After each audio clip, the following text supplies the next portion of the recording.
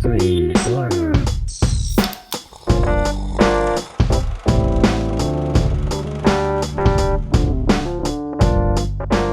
Hello and welcome to Screen Slurps, the movie review podcast where we discuss everything that is good, that is bad, and that is savage in the world of cinema. I'm Adam Meisner. And I'm Josh Gearhart, and we have a guest for you all this evening, this morning, whenever you were listening to this show.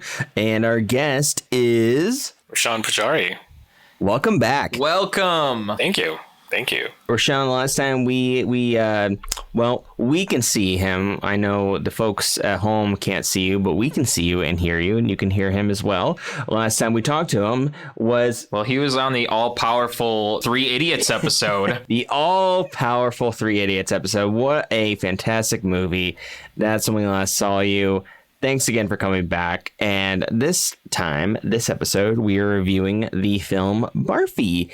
It's a 2012 Indian Hindi language comedy drama film. Gotta go back a few more years, Dash. Exactly, dude. I'm just so caught up in the 20s now, which is now the official, right? It's the official decade. It's the 20s. The roaring 20s. There, we're talking about Barfi here and Fast and 2012. But before we get into that, we're going to talk about our size slurps. Our size slurps are things that we've been doing. We've been watching, playing, and maybe making off to the side of watching Barfi. So, Adam, could you start us off with your side slurps, please, sir? As long as we talk like vintage radio speakers here, say meh. I'm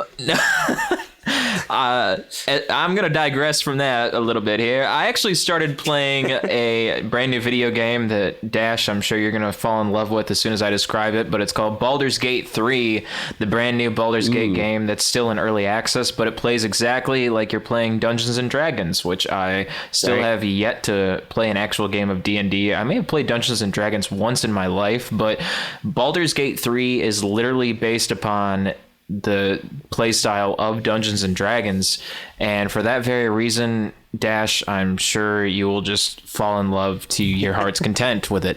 And yeah, it's in the Forgotten Realms, which is kind of like the standard D&D world canon. So yes, that is a place in the D&D world. Yeah, Baldur's Gate. It's absolutely fantastic. And like I said, it's still in early access. The actual full game is not even out yet. It's pre-beta release. It's the early release where they're still fixing all the bugs and everything. But my gosh, I've already got a little over 13 hours into the game and I still can't stop. I just bought the game and I've already got 13 hours in it. I can't believe I'm admitting to that. What platform are you playing on? I have it on my computer, so it's on Mac, it's on PC, and I don't think they have any form of a console release yet, but it is on both PC and Mac currently. And they do have online multiplayer and LAN accessibility, so it's just absolutely fantastic. But I'm going to leave it at that. It's just a really good game, and I'm really glad I paid money for it. I also have been watching the TV series Kings of Pain, which I'm just going to compare it to being like a scientist's version of Jackass in a forest. They're very smart guys, but they're just dudes who are out there getting creatures to bite them and then putting it on a pain scale. So two dudes who know about animals, and then they're just going and saying, all right, we're gonna have a piranha bite us on the arm, and then we're gonna see how bad it hurts us, and we're gonna rate it on a scale of 1 to 30 to see just how bad it hurts. And I only said it like that because one of them's Australian, and he does very much sound like that. His name's Adam Thorne. Crikey. No offense, Adam Thorne. You're a very intelligent man, and my hat's off to you for being bit by a piranha. But you have an Australian friend? He is Australian, yeah.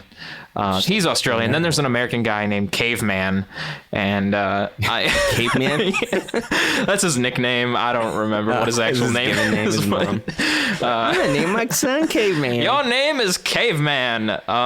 Yeah. But I dubbed thee. They're just out there getting bit by these things, and their pain rating scale is a total joke, I think, because some of the stuff they get stung by or bit by, the very first episode, they're saying, getting stung by a bee, we're gonna compare that to being on their pain rating scale. They're saying being stung by a bee is about a rating of 3 out of 30. So the other things that are going to be horribly painful are gonna totally, outrate this thing. And so when they get stung by something else, like a scorpion or something crazy, the size of a dog in Australia, even worse than that, though, it'll be some little ant or something, but something that stings you with venom and just totally crazy. That sucks when it happens. They're talking about the intensity on a scale of 1 to 10, because they have 3 different ratings: intensity, duration, and the damage. They're like, okay, on the intensity from 1 to 10, what would you rate it? They're like, well, it was so painful, worst pain I ever had, but really, I got over it pretty quick. I'd give it a 3. And it's like, really? Wait, so these guys have been stung by so much that they have a vocabulary and a rating for, like, we review movies, they have a review on getting stung by shit. Yeah. And how are they still alive? I don't know. One of them got stung by a stingray, and he said it was the worst thing ever. And then yet here he is shoving his arm in a tank of piranhas. Yeah. Yeah. So that's what I got to say about that. Just keep on getting stung by shit, I guess, on Kings of Pain. But you can have your own show about it. Yeah.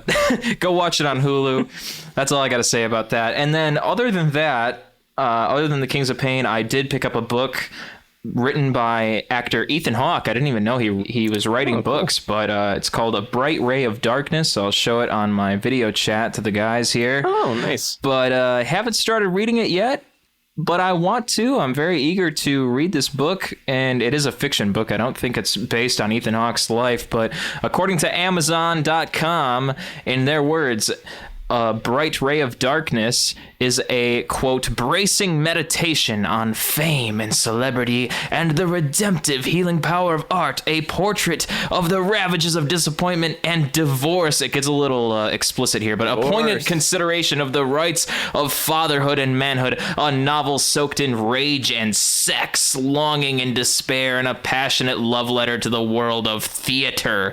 A Bright Ray of Darkness showcases Ethan Hawke's gifts as a novelist as never before.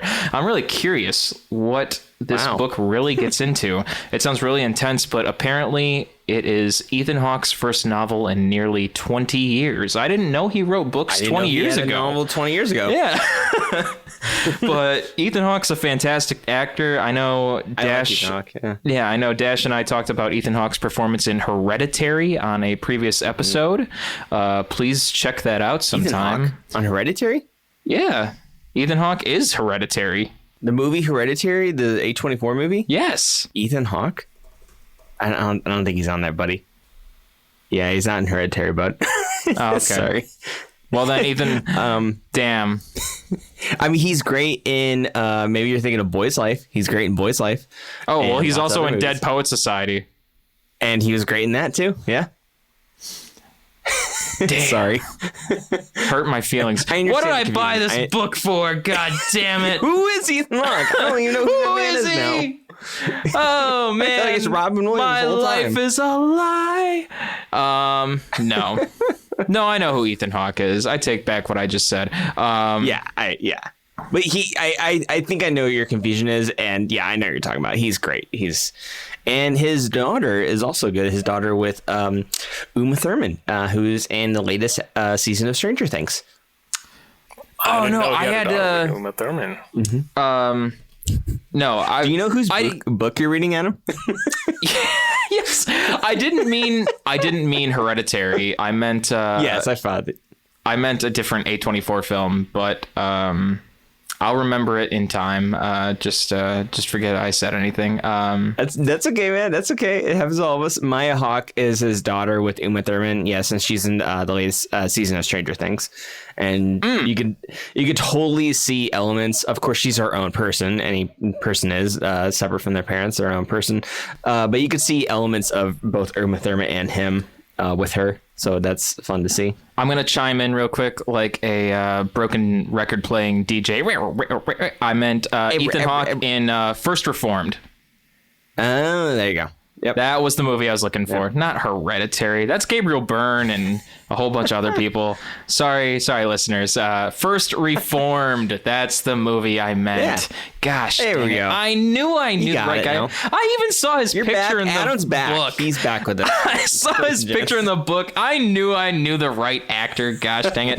But I can't believe he just like put a picture of Hereditary in his own book. He's like, hey, I wrote this book and I also really liked this movie. I wasn't in it, but I liked it. He just shows up as a mystery man in Hereditary. Yeah. Wait, Ethan Hawke, what are you doing here? I just really like this movie. Yeah. My nonsensical really confusion. If it was not Ethan Hawke who'd written the book, and you would have just read the book thinking it was him. And rated it. Writing it as if he were Ethan Hawke, but it's not Ethan Hawke. Okay, all right. That's all I got. Dash, what did you do this past week? Well, kind of the same stuff I've been doing, which I'm still going to celebrate it because it's awesome. I've still been just playing the poop out of my PlayStation 4. I know PlayStation 5 is out, but PlayStation 4 is the new thing for me because I kind of skipped that whole generation. I mean, granted, I did have an Xbox 360. I never got an Xbox One. I kind of had like a hiatus with video games for a little while that lasted about maybe 5 or 6 years. And I also had a couple, I mean, all through college too. I didn't play video games. I thought it was like for a long time, almost like I felt ashamed for playing video games. I felt like, man, I could be totally like learning these monologues or going auditioning or, you know, working on all these different things. And I could be getting work done and not be playing video games. And I just thought I was like, I like shamed myself for it. And I realized like, no, I like it a lot. I love playing video games. It's not a waste of time if you're having fun. And don't listen to Joe Rogan because he says waste of time. And that was a jerk thing to say. Anyway, so I've been totally just geeking out over Final Fantasy 15. It's a road trip. It's so cool. It's basically like road trip Hamlet set in a modern Arcana punk world. Sounds like a great time to me. Yeah, man. You actually get in a car and it's literally a road trip with swords and stuff with your buds. And you're going back to your kingdom to take back your kingdom that was sacked by the Empire. And it's really cool. And I noticed that a lot of the Final Fantasies that I like personally, granted, they have Final Fantasy 16. It's a trailer now for people to check out. And I think it's going to be released on PS5 next year, or at least maybe later this year. I'm not sure. But the ones that I like mostly, because you get ones that are like medieval fantasy based, and then you get ones like European medieval fantasy based, and then you get ones that are more of like modern taste, like Final Fantasy 7, Final Fantasy 8, Final Fantasy 10. Even though it was a little more Islander, but it was still had like a modern taste to it for sure. I actually prefer those ones more over the other Final Fantasies. Granted, I'm not against them, not anti-medieval fantasy. I mean, I loved it. As Adam said earlier, I love Dungeons and Dragons. And yeah, it's just, I don't know. In terms of Final Fantasy, I think those are ones that are more stronger titles. Anyway, also been playing Spider-Man, which is awesome on PlayStation 4. Great game. Yakuza 0, which is very cool. And Castlevania Requiem, which includes Rondo of Blood and Symphony of the Night. Highly recommended. Two of the best Castlevania games ever made, especially Symphony of the Night. Even though Richter Belmont's my favorite character, cosplayed him before, Symphony of the Night is a title that revolutionized the Castlevania franchise, and that's all thanks to, well, mostly, of course, it's a big team, thanks to that team that made that project, but also the director, which was, I think he'd be an assistant director too, which was Koji Igarashi, and he worked with Konami at the time to make Symphony of the Night. So it is fantastic. I also been keeping up on Servant. They recently wrapped up their season 2 season this past Friday, the time of this recording. It is a fantastic show. It leads to places that you would not really predict, and it's an M. Night Shyamalan show, and has a great cast that includes Ron Weasley. So Ron Weasley does lots of drugs and drinks lots of alcohol. Well, his character does. Rupert Grint, that is. And he does coke. He swears a lot. He's got a Philadelphian accent, and he's kind of the comic relief. He's kind of like the grumpy comic relief with him doing all that coke. It's just hilarious, I guess. Again, it's a very dark comedy. The thing that I like about it a lot is that they do have a lot of levity in it. There is a lot of like moments for laughter, which I appreciate in like a spooky, gooky, like creepy M. Night Shyamalan show. Like I love the moments of levity. The WTF moments are great. Really makes me come back for more. Want to come back for more. I'm also been keeping up with Critical Role, which is a D&D stream every Thursday night. I believe they go live every Thursday night at 7 p.m. Pacific time, and they play Dungeons and Dragons live. And I also been very busy launching my own stream called Journey Punks, which is also a actual play D&D live show, which I'll talk more about during the solo plug section. But other than that, that's what's been keeping me busy. Roshan, besides either watching Barfi or revisiting Barfi, what have you been slurping this past week? For me, it's been work mostly, but outside of work, I've been trying to do more documentaries instead of picking up a new TV show. I did the Allen versus Pharaoh. I don't know if you guys heard about it. It's the Woody Allen documentary. I've been watching that. It's very interesting and has changed my perception a lot about Woody Allen. And it's interesting how we knew about it. I knew that there was something going on, but I never thought twice before watching his movies. But now after watching the documentary, I'm like, I don't think I'm going to watch his movies. I don't like the whole cancel culture and things like that. I'm not really the kind of guy who would, have strong opinions about anything. But this documentary is just it's really touching, and the things that, I don't want to reveal too much, but it just changed my perspective about who he is as a person. It just makes you feel differently. Yeah, more so than cancel culture. I think I felt that after watching some of that Michael Jackson documentary. I don't know. I don't want people to cancel him, but I feel weird now. Right? Yeah, and that kind of feeling you're feeling. Right, it is. And with Michael Jackson, it's different. He's dead. So it's like you listening to his songs, it's not making him rich or anything like that. Yeah. Versus you watching Woody Allen's movies or listening to R. Kelly's music, you're actually sort of in a way helping them. Again, I had seen the R. Kelly documentary as well, and that just I wasn't really into R. Kelly except some really popular songs from the 90s, or I Believe I Can Fly or whatever. I just it changed my perspective. I'm I'm not gonna listen to this guy or have this music be played anywhere. And I think I'm getting the same feeling now. I don't want to watch his movies. I'm not gonna recommend his movies. He's a shitty person and he should rot in hell. He deserves to rot in hell. He's very, very bad. Right. I think it was kind of touching. I did that. I also watched this is New York Times series that's on Hulu, and I just did the Britney Spears part because I wanted to watch that episode. So that was very interesting as well.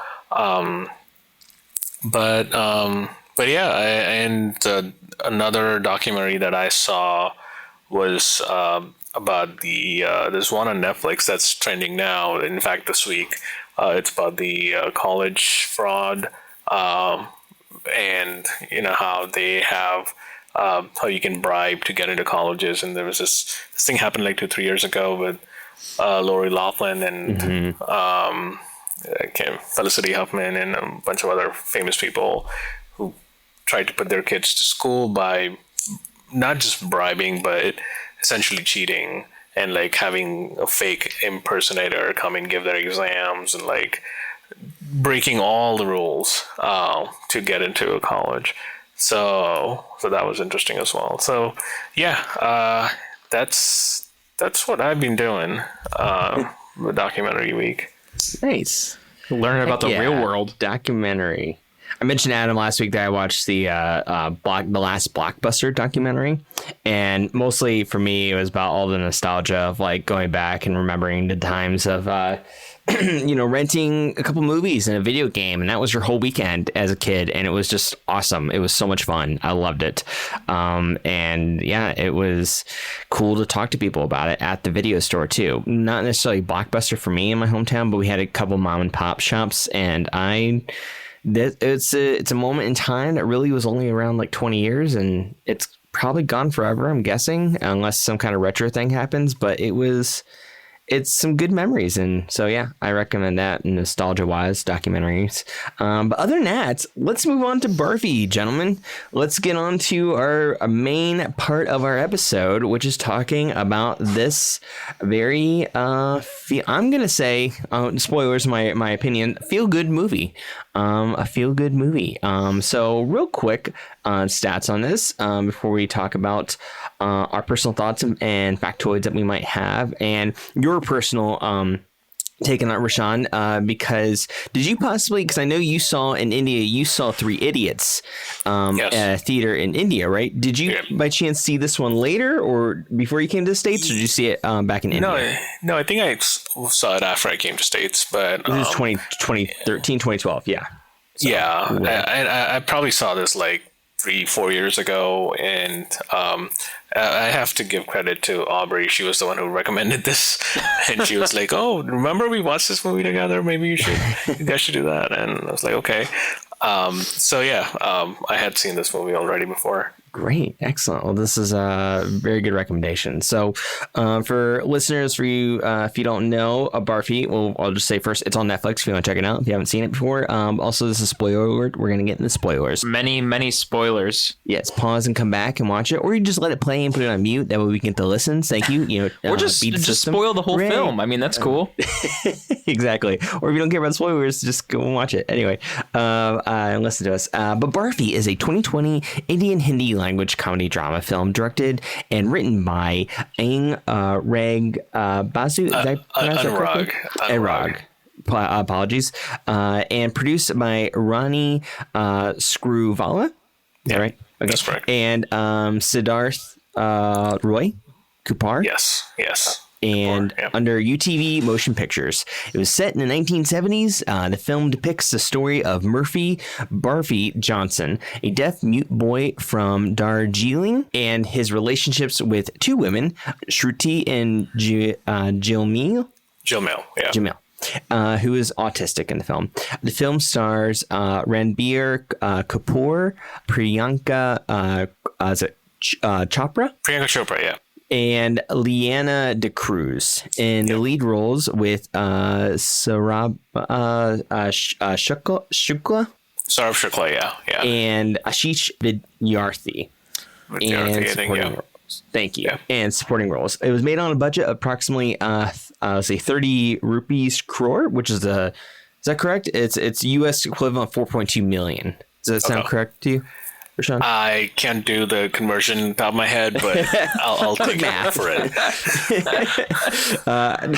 In the future, we'll all be able to download Google Translate and converters, and it'll just be the quickest thought for all of us. Anyway, so Barfi opened worldwide on September 14, 2012. The film received widespread critical acclaim, with critics praising the performances, the direction, the screenplay, the cinematography, the music, and the positive portrayal of physically disabled people. The film was a box office success, becoming one of the highest grossing Bollywood films of 2012 in India and overseas.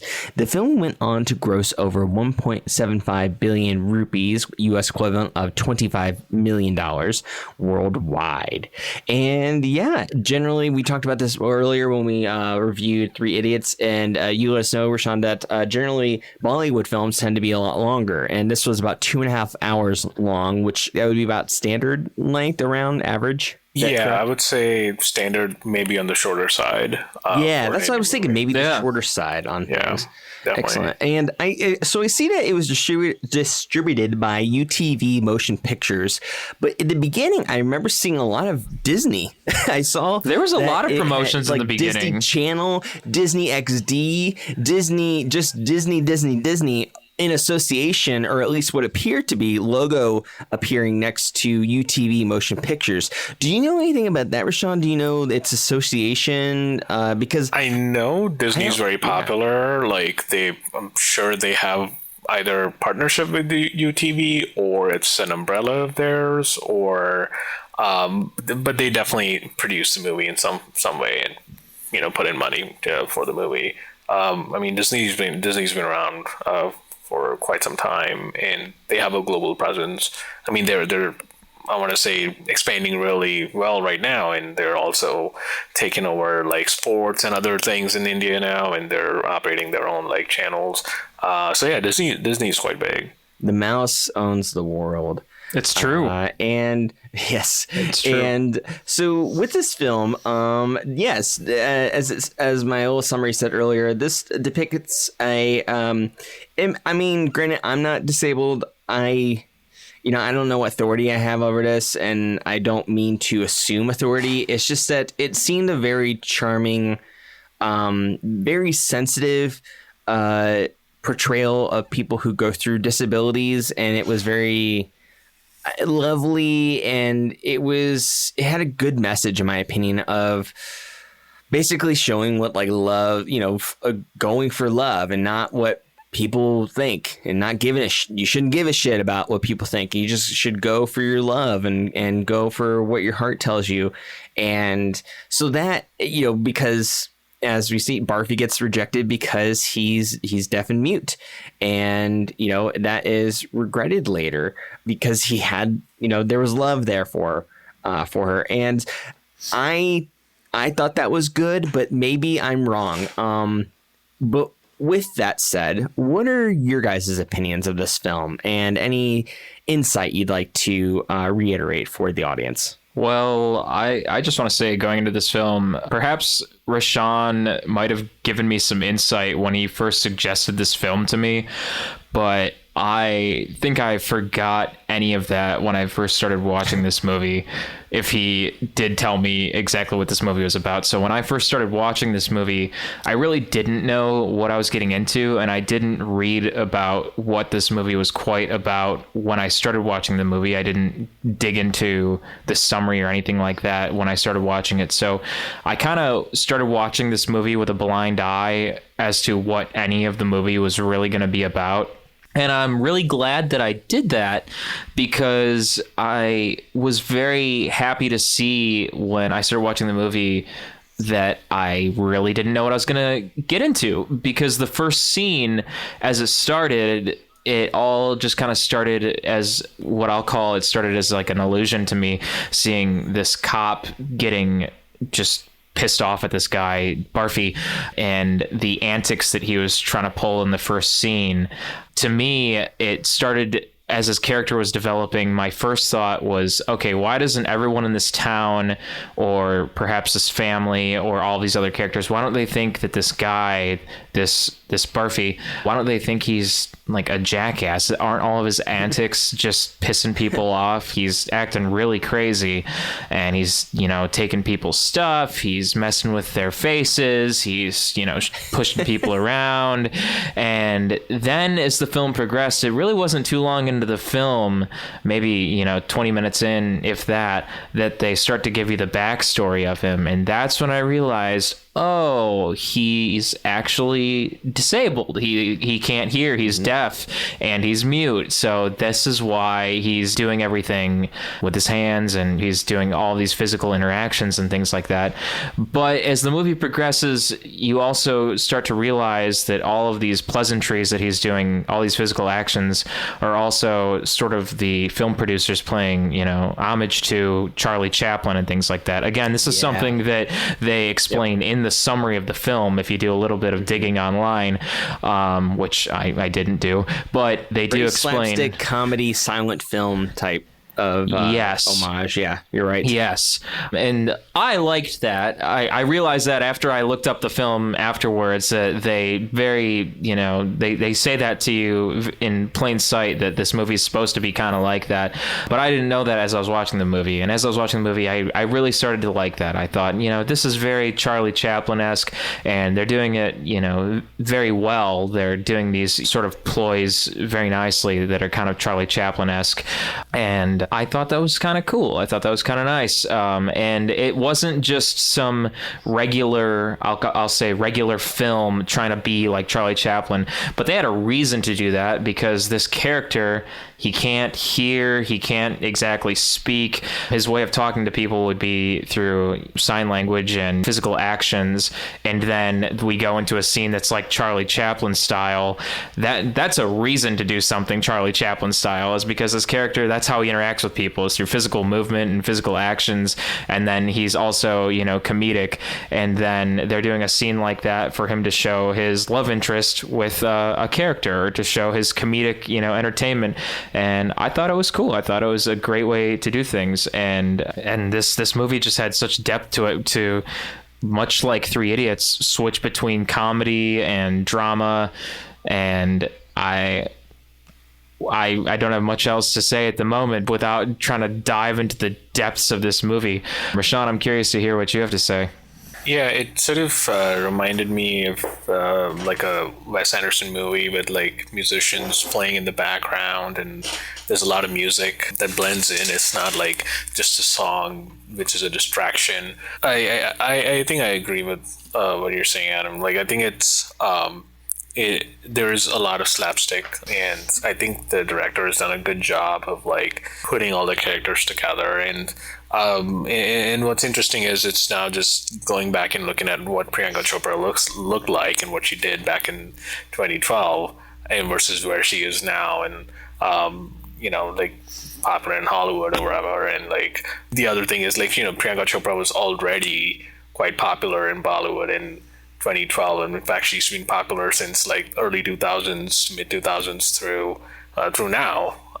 So yeah, it just shows how like how she's able to play different characters and her acting skills. And like at first you couldn't even tell it was her based on the character she's playing, but she's just amazing in her role. So I think kudos to all the actors. I think they've done a great job. I think the director did a great job putting the movie together, and it's it's shot in good locations. They're specifically like hill stations is what they call them in India. It's a British term, really. It's where when the British that ruled India for a long period of time, they would, because it's mostly hot, they would find these like getaway places where they would go to the top of a hill and station there, and they would call them hill stations. So Darjeeling is a hill station town. It's mostly British, so all the architecture there is like, you'll see old buildings like Victorian era architecture. And so yeah, it's obviously very beautiful. It's very scenic. And yeah, I think it's a very very charming, very positive at the end. You feel really good about it. So yeah, I think it's a great movie. Excellent. Yeah, just to bring it back to what we were talking about, I think it was you, Adam, that you noted about the film, is that like Three Idiots, this definitely had a mix of different feelings, not necessarily genres, because I don't want to say genres because it was all mixed into one. What was that term that you said last time, Roshan, about like it's almost like a food term? Oh, like a masala. A masala, yes. And that was very similar with this film.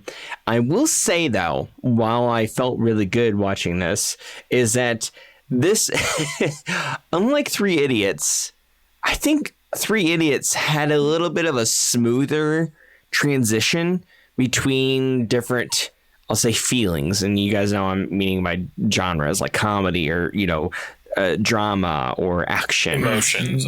Emotions. There was very clear, hard cuts, like almost jump cuts between emotions. I remember this one scene in this film where it was earlier, where it was the character played by De Cruz, Shruti Ghosh.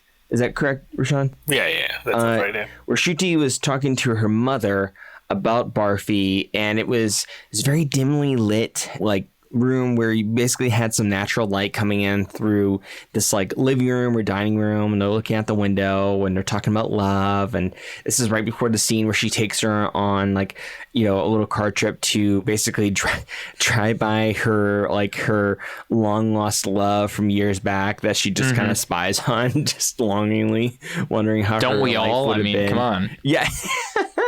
and you know, she's like, oh, I wonder what it would have been like. It's like, well, Mom, you wouldn't have had, I would be non-existent. Like, that's what I was thinking. Like, you can feel like this. Why are you taking your daughter? It's like, I just wonder, like, what would have been like if I would have been with him instead of your father. She's Yeah, like, that's not exactly a good family trip to take, but yeah, I wouldn't exist. It's like bathroom business. Like, okay, you can have your bathroom business and stuff, but I don't want to hear details. You know, I don't want to hear that, Mom. Anyway, so her mom tells her about like, oh, you know, basically, and I was really confused too. I'm going on a tangent a little bit, but like, I was really confused how she was telling her like, almost. I thought it was like, oh, she's telling her, you know, you'll regret it if you don't like go after your love, you know, even if it's not like financially secure or, you know, like the guy's gonna just be loaded and take care of you. But like, if you love him, go after him. And then she turns over to her and she basically tells her like, yeah, and know that your fiance is going to be able to buy stuff for you and take care of you. It's like, wait, why'd you even take me on this car trip? Like, I was thinking that for the daughter, and I was just curious. She's like, do you love my dad? She's like, well, we can love more than once. And it's like, well, that's not an answer. He didn't answer if you loved her dad or not. Anyway, but the thing is that like that was a very dramatic scene overall, you know, whether her mom's like, yeah, you'll have your, you know, forgotten loves and you'll always have that one that got away. And yeah, you know, you'll be able to marry the guy that can pay for stuff for you. And also like he, you know, people won't laugh at you in public or whatever, you know. It was like when it got to that, I was like, yikes, that's a little harsh about this guy who's, you know, who's deaf, about this handicapped guy. Wow. But, you know, I mean, I guess she was looking out for her. I don't know. But man, that scene, the tone of it, the music of it, the lighting of it, the performance of it, very dramatic, and not over the top. It was very appropriate. It was very dramatic. And then, yeah, like, what was it? The scene where we see Barfi, like, pulling out, like, I guess what turned out to be a fake gun, and with a mask on to, like, up, yeah, and it was just like bank. So silly and wacky. And with the one guy that was chasing him with the door, it was almost like, it reminded me of like Scooby-Doo. And it was just like kicking him and sliding between. And he can't even pull the gun out of his pocket in the bank. He keeps trying, and he's just And then, the one guy who's chasing him, like, basically thinks he's, like, fondling himself inside his pocket. He gives us, like, this weird look, like, ugh. And it looked like his gun in his pocket. I think it was that scene, too, that they had the film look like they sped up the film, so it was like a Scooby-Doo chase, just like the film was sped up. Yeah. You're right. There was at times where they definitely sped up the film, and that worked. That definitely worked for that style, in my opinion. But if somebody were to show me that scene and then the scene that I just talked about between the mother and the daughter, I would have thought there were two different films for sure. Now, that's a very minor criticism, but the thing is, that's not a bad thing. I'm not going to say it's a bad thing. I guess, I mean, I don't have to have smoother transitions. I guess when, you know, the last Bollywood film we reviewed with Three Idiots, I think there was a little bit more of a smoother transitions between feelings, in my opinion. I think to add to that, I think generally that is what you would expect in most Bollywood movies, is a smoother transition. But I would say I agree with you. Like it felt like I had to do a little more thinking while I was in the movie, and I was like, okay, what part of the movie are we in right now? Like what timeline are we in right now? Because they did a lot of back and forth and the switching between emotions, and I think it was intentional. They wanted to do that. They were switching between comedy and love and romance and all of that, and drama. But at the same time, they were switching between like, okay, this is where we were. This is where we started the movie. Now this is where Barfi is, and you know, I think it definitely made me think a little. But I think at the end of the day, when the movie ended, is when I realized, I think that the whole point of the movie, the whole point of them transitioning so quickly was just that it was at the end, it feels like, there's a clear message that no matter what time they're in, they're like their feelings are the same. Like, and it was sort of trying to show that Barfi was a certain way. This is how he felt deep down inside. He was a nice guy. He was mischievous for sure, but he was a nice guy. He was looking for love, and this is how it happened, and this is how he met the person he loved. And so I think the conclusion was good, so to sort of wrap it all. But I do agree. I think there was a lot of transitioning in the mood during the movie. The conclusion was beautiful yet sad. Like, it was Barfi and Jamil.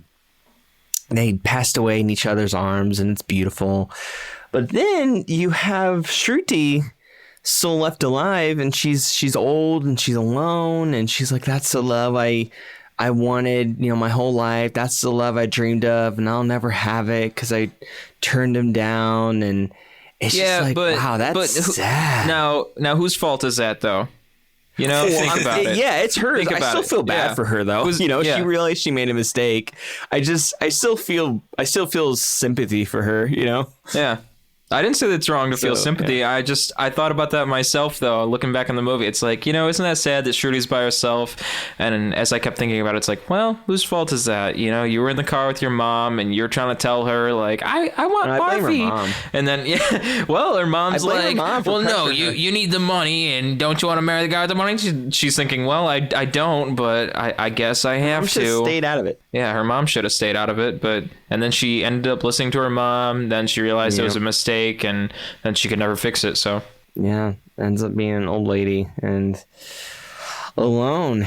And boy, that scene was cute when Jamil got in the little hospital bed with Barfi and covered herself up, and it was just like, it was just sweet and lovely. And it was something that Shruti acknowledged that she just loved without paying attention to the consequences, and just didn't worry about it, and just went all in. And it was gorgeous. I loved it. And as we mentioned before, that her character was autistic, so she was also disabled. And I mean, I don't know, I feel bad about saying the word disabled. I would say like just different, just different. And they were able to communicate. They found a rapport with each other, and well, of course they both had their sight. They were able to see each other's emotions really well, and through touch and feeling and warmth. And I think there was a part where they were saying like they're going over like B's, like the letter B, and basically like remember Barfi like holding his hand over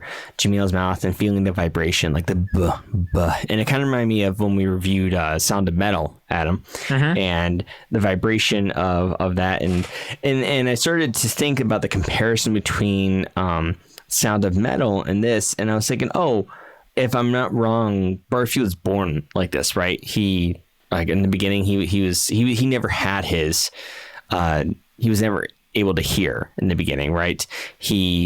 Whereas Sound of Metal, it was about a man who lost his hearing, who his whole life was based on music, and then he had to find a new purpose in life, right? A new way to live. Barfi could never hear. Barfi was born deaf, and he was born with the name Murphy, and forever it was Barfi to him.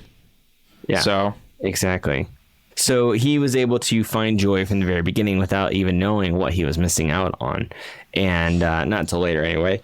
And boy, I really felt for him too when he was going back for Shruti, and he would see her at her house with her fiance, and man, and all the times they bumped into each other too going forward, it was just, I don't know, it was just kind of like, well, are you gonna try to be with him or not? And then like, she sees Barfi with Jamil, and it's like, okay, you have to be respectful, and then they kind of have this like, I don't know, they hang out with just the three of them. They hang out together, and that's like, cool. I guess, does Barfi have two girlfriends now? I don't know.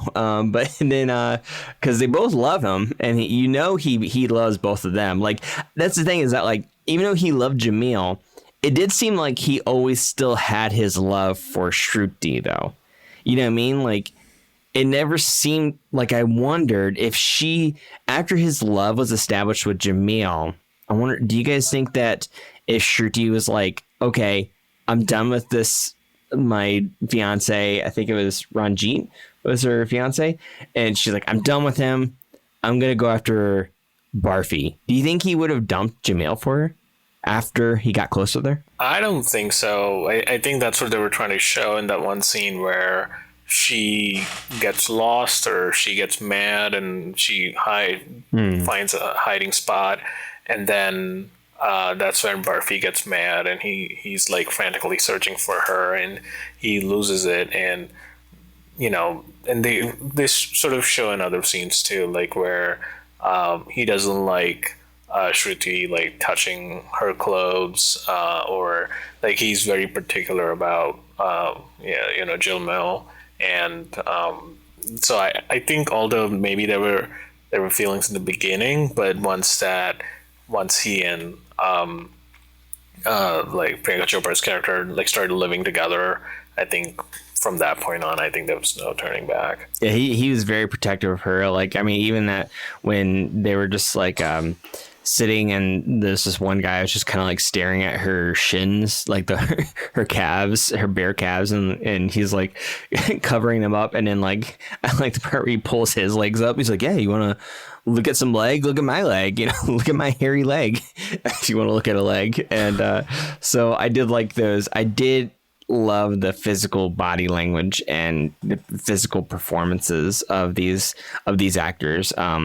It was fantastic, and it was, I loved it. And I haven't seen a movie like this in a really long time. Adam, I think it probably, yeah. And if maybe like Robert Downey Jr.'s portrayal of Charlie Chaplin. But it's other than silent films, maybe A Trip to the Moon. I think that's, I don't know. I don't know anything recently that's been a good homage to that era of film, that early era. It was certainly interesting. I wanted to ask Roshan, do you think that they make, or not even think, do you know if they make a lot of movies like Barfi in India like this? Is this a popular Bollywood thing to make educational movies such as this in India like this?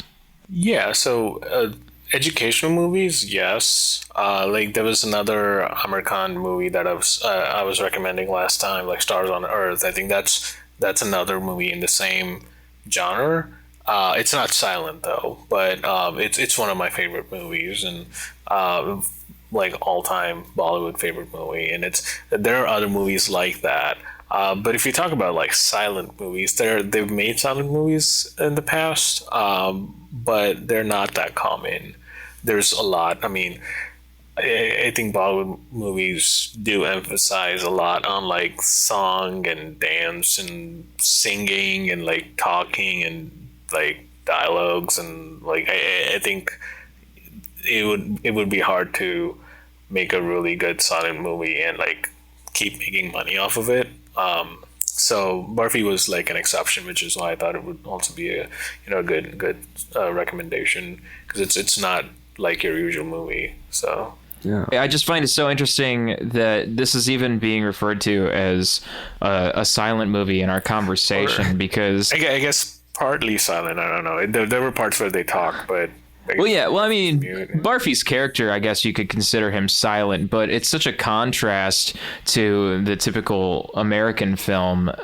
Most Bollywood films are such a contrast to the typical American film, because every American film that I watch, you're never going to find these musical numbers just intertwined throughout the movie, where I watch a movie for, 20 minutes or 30 minutes, and then we break into musical song and have these, musical breakdowns for 5 minutes or 6 minutes and then go back to the movie.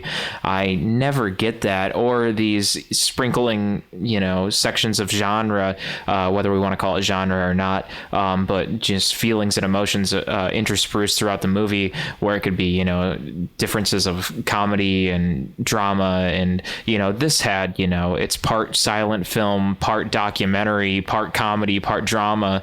And I wouldn't get that in an American film. Yeah, and romance. And whereas was in a standard American film, it'd be like I'd go into maybe a drama / action film, and that's what you get. That's it. I find I'm not even going to say, hate to say it, but I'm very much glad that I'm seeing this in a Bollywood film, and I'd almost much rather watch many more Bollywood films to come rather than a standard American film after watching this movie, because I'm getting so much more out of seeing movies like this. And I love seeing the musical numbers. I gotta say that the music in this movie, I think, was absolutely fantastic. And I went on Spotify to find the Barfi soundtrack after watching this because I thought it was so catchy. And I thought some of the music was just so entertaining. I'm like, I gotta listen to this more often because some of those numbers were just catchy. So, well, I will bridge off on that and say, Adam, that I really like. This reminds me of. Because I know you took Second City classes too, Adam. We were going through like writing for sketch reviews, comedy sketch reviews. They always talked about how the running order is very important, and it's important to have things like sprinkled or just kind of things to really pump up or change the audience's energy, whether it's to like really get their energy going or to give them a break sometimes too. And I noticed a lot, like not every American movie, but like at least a lot of like, American movies maybe in the past 20 years, maybe I'm overgeneralizing, that it's kind of like the same feeling. Like, for instance, when we reviewed Nomadland, that was basically the same feeling for me the entire movie, from beginning to end. I felt it was a good movie. It was a good movie. I recommend it. But it was basically the same feeling the entire time. There was no big change, and with these, like, for instance, like Three Idiots and with Barfi, I do really like the variety that is. I mean, yes, I talked about the smooth transitions. Other than that, I like the variety because it really jolts me or gives me a break from intensity. It gives me a break or it kind of livens me back up again.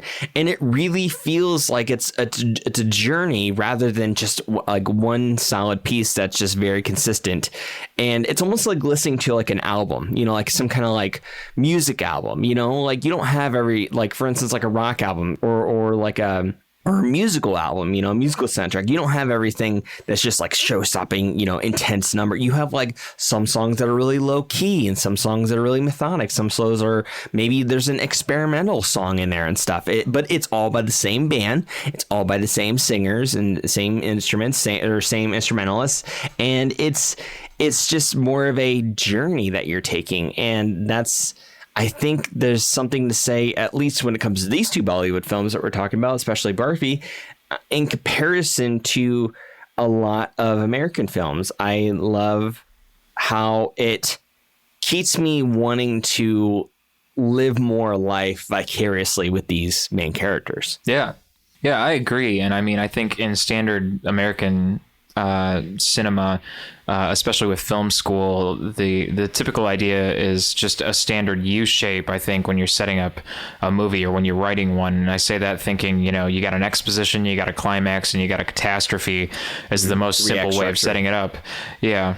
And I think what we got out of watching this movie, this Bollywood film, it looked less like a U and more like a roller coaster of like a waveform, where it's kind of like you're going up, you're going down, you're going up, you're going down. And that seems much more nice than just, sitting on the line of just you're riding the same thing, hoping for a climax to hit, if it even hits, and then just and then maybe going down.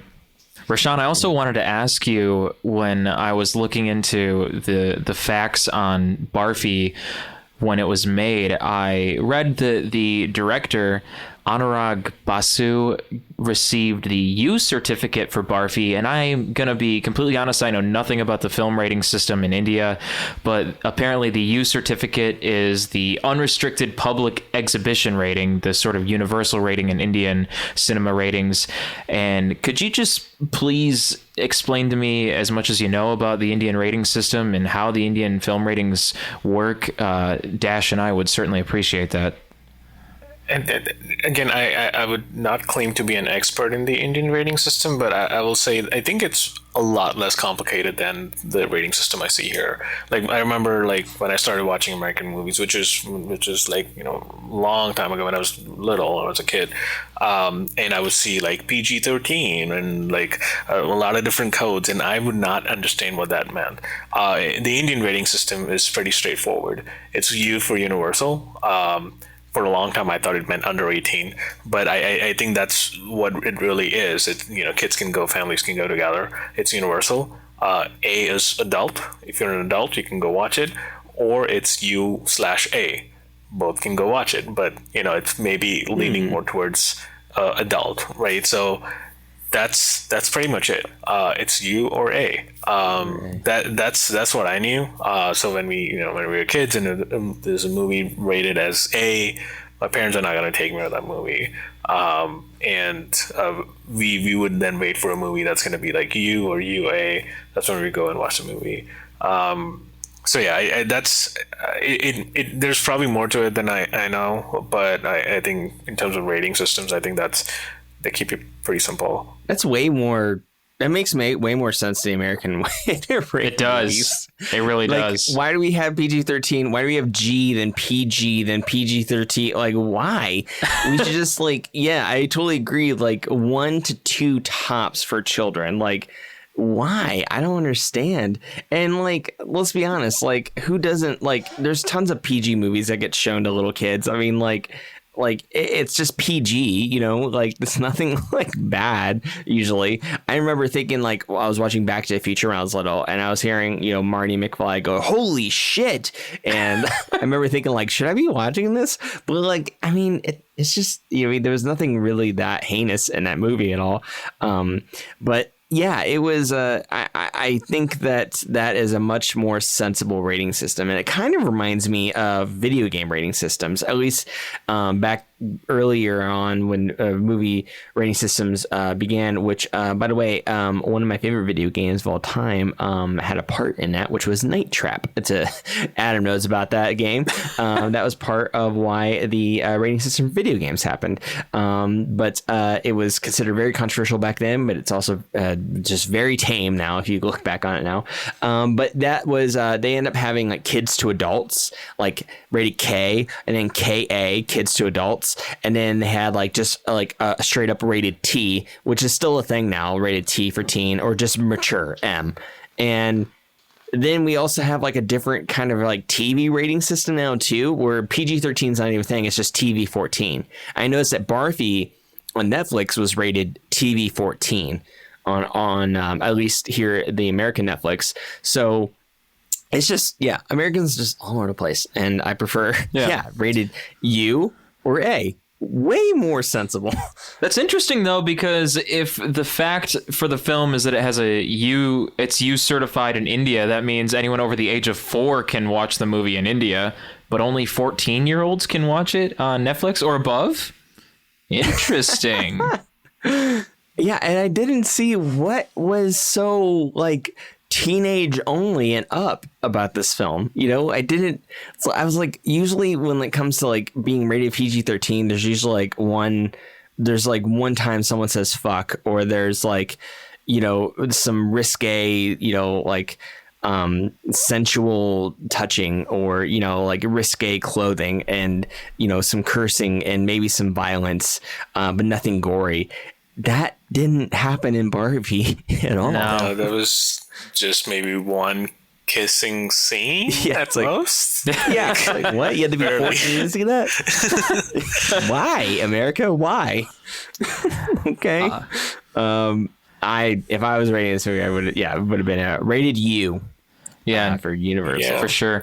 I was gonna say we were talking about the movie systems and how it works in America versus India. I mean, my view may be slightly biased, but I would argue that the Indian movie system is probably a little more mature. It's older for sure. I don't know if it's older than Hollywood, but it's quite old. They've been making movies for a really long time, definitely over 100 years now, and I think it's evolved well, and and it has a large audience, large base. So I feel like naturally there's, producers are inclined to make something that it works for people and have evolved over time. And there's the criteria was maybe stricter to make better movies, or if you don't, you're gonna suck. So, and it's I want to say the indie movie system I feel is generally more mature than Hollywood. Yeah, share the knowledge. I mean, I always think, collaborate when it comes to, one side makes movies, another side makes movies. Think about how each other are, doing rating systems, and why stick to one idea when you could be learning from one another. So see how each other are, doing things, and which way is working. We should be working together. We should be working together, Hollywood and Bollywood, and more than just Extraction, where Chris Hemsworth shows up and kills everybody. Like, more than just that. Yeah, why go kill people? Come on, collaborate. Yeah, exactly. Like team up with the cool Indian hero there. Don't leave him behind, Chris Hemsworth. Anyway, nothing against Chris Hemsworth. I was commenting on that script, looking back, and it's like, this is a little problematic. I mean, cool I think action scenes, but there's been like collaboration, like not really with Bollywood, but like just in India, like Slumdog Millionaire came out in 2008, won Oscars. Maybe every 20 years there's something like that. Like Gandhi came out in early 80s, swept the Oscars, took all the awards, was the best movie for probably that decade or whatever. Like I mean, they do that like once in 20, 30 years and hope that they actually do something. And that becomes the entire generation, the entire American generation's like view of India. And it's like, I mean, there's so much more. Like I heard more about Gandhi in the US than I heard in India. I mean, like, that was a movie. And I'm like, how do you know about this? I'm like, we saw the movie. Oh man! But another interesting fact is, since we're talking how old the movies can be, the actor who played Barfi, his name is Ranbir Kapoor. He's a very popular actor and has a lot of movies under his belt. But he comes from probably the most popular Bollywood family, the Kapoor family. His father was a very popular actor in the 90s, has done a lot of movies, 80s and 90s. His uncle, his father's brother, has two daughters. They're really popular actors, actresses in Bollywood, like top one or two actresses. His grandfather, Raj Kapoor, was a very popular actor in the 50s and 60s. His uncle was in the 70s. Like that family history it goes way back. His great grandfather, Prithviraj Kapoor, was a very popular actor in the 30s, 40s or 50s or something like that. I'm looking at a really cool black and white, old school, old Bollywood film. He kind of looks like Errol Flynn a little, or like Grant. Oh my gosh. Anyway, he kind of looks like Earl Flynn, in my opinion. Raj Kapoor looks, it's a very handsome guy. It's funny that you bring that up because Kareena Kapoor was also in Three Idiots when we reviewed that. Yes. She was in 3 Idiots. Yeah. Also, she's Barfi's cousin. Yeah. Oh. Also, Priyanka Chopra is Nick Jonas's wife. What? I saw that picture with them. I didn't know they're married. That's awesome. Yeah. Just want to throw that out there as well. So but her sister-in-law is Stark, Sansa Stark. She's married to one of the Joneses too. Yeah. Joe Jonas, yeah. I also wanted to ask, Roshan, is Murphy Enterprises that big of a deal in India? Because I'm a huge audio buff, and I must have been living under a rug for not researching Murphy Enterprises that much, but that Murphy baby was a big deal in Barfi, for Barfi to be named after the Murphy baby. But I see Murphy Enterprises must have gotten mad at the Barfi movie because they sent I don't know, they legal dispute at the Barfi movie for using the Murphy Radio and Murphy Yamuna name in the movie. So Murphy Enterprises must be a pretty big deal. Yeah, actually, I don't know much about Murphy Enterprises. All I know is when I was a toddler, maybe I barely remember my grandfather passed away like when I was little, but I remember going to this place and seeing this radio with Murphy written on it, and this this picture of this child, this chubby looking kid on the radio, and I thought it was interesting. But that's all I remember. Like I don't think they did anything outside of radios. At least that was my understanding, but I don't know. I could be totally wrong. Yeah, I don't think anything happened with the movie, but they sent a legal notice to the producers for not having written permission to use the Murphy Radio and Murphy Mana in the title song as well as in the film without written permission. Why do you do that? That's like basic film school knowledge. Always get permission. I honestly I thought they were non-existent by this point. So, rando fact about Barfi, aka Ranbir Kapoor, he is a co-owner of the Indian Super League football team, Mumbai City FC. What? Football. What? So soccer, right? Not like American. Oh, the real football. The real football. Yeah. Not kick. Not tackle ball like Americans play. Tackle armor ball. Yeah, that's interesting. Yeah, cool. And he also gives to a lot of charities, and supports a lot of charities and causes, which is cool. Well, hey guys, it's about that time to give our final verdict for the film. Unless you guys have any more factoids that you want to shout out, I think it's about that time where we give our slurps up, slurps down for this film. You guys ready? Yeah, I'm ready to go. All right. How about you? How about you, Ranjit? Oh my God, my mouth. Did you call him Ranjit? So I should have did a tongue twister before I started. Adam, my mouth. I thought you were calling Adam Ranjit. Anyway, I've been playing too much Dungeons and Dragons lately. I've been talking so much. Anyway, Roshan, are you ready to do the final version? Sure. Yeah. Absolutely. Yeah. Cool. Excellent. All right. So if you are new to our show, just so you know, this is the time where the three of us give our slurps up, which means is a recommendation. We like the film, we want you to go see it, and we give some final thoughts on it, or a slurps down, which means we don't like it. It means the opposite. Don't go see it, and we give our final thoughts on that too. So Adam, would you like to start, please? Absolutely. I certainly would give this, I'm just going to be straightforward here, I'm going to give it a slurps up. I suggest checking out the movie mainly because I think the movie certainly showcases the character Barfi and his relationship with both Shruti and Jamil.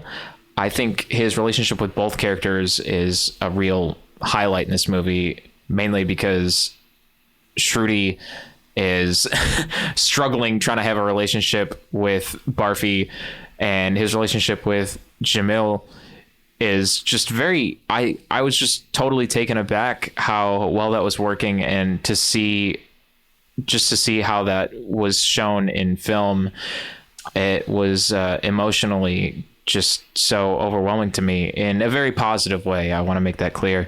It was a real wow factor for me watching this movie. So I thought it was really interesting, and I thought the movie was really well done.